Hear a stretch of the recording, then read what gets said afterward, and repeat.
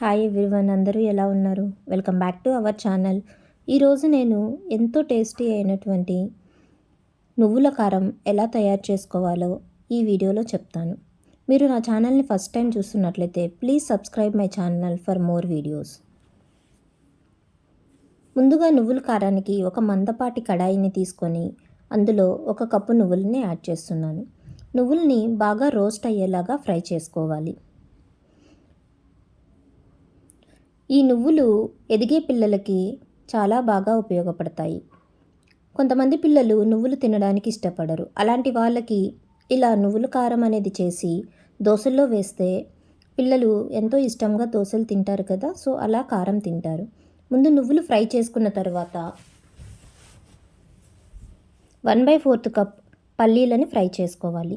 తర్వాత దానిలోనే 1 కప్పు ధనియాలు, 1/4 కప్ పచ్చెనపప్పు, 1/4 కప్ మినపప్పు అన్నీ యాడ్ చేసుకొని కొద్దిగా రోస్ట్ అయ్యేలాగా ఫ్రై చేసుకోవాలి.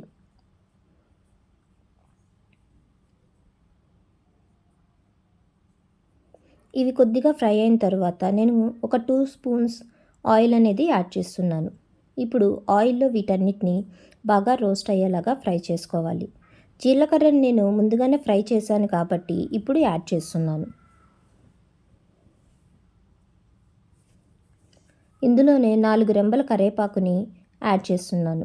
ఈ విధంగా అన్నీ యాడ్ చేసి బాగా రోస్ట్ అయ్యేలాగా ఫ్రై చేసుకోవాలి.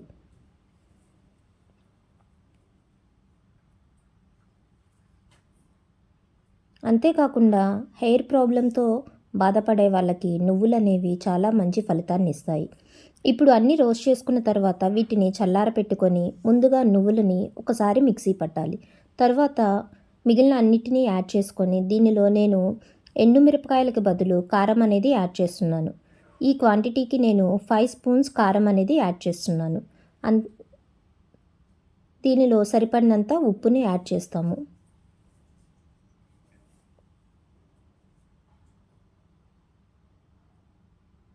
ఇవన్నీ యాడ్ చేసుకొని మనం మిక్సీ అనేది పట్టుకోవాలి. మెత్తగా అయిందాక మిక్సీ పట్టాలి. అంతేనండి, ఎంతో టేస్టీ అయినటువంటి నువ్వుల కారం అనేది రెడీ అయిపోయింది.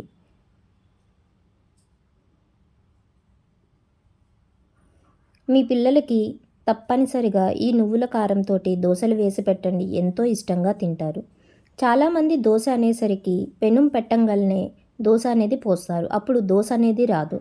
అందువలన దోశ పెనం కాలిందా లేదా తెలియాలి అంటే 2 డ్రాప్స్ ఆయిల్ వేస్తే మనకి దోశ అనేది పెనుము రెడీ అయిందా లేదా అనేది తెలుస్తుంది.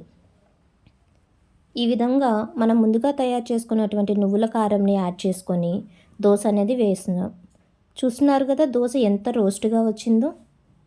ఈ విధంగా మనం దోశలు చేసి పిల్లలకి తినిపిస్తే వాళ్ళు ఎంతో ఇష్టంగా తింటారు.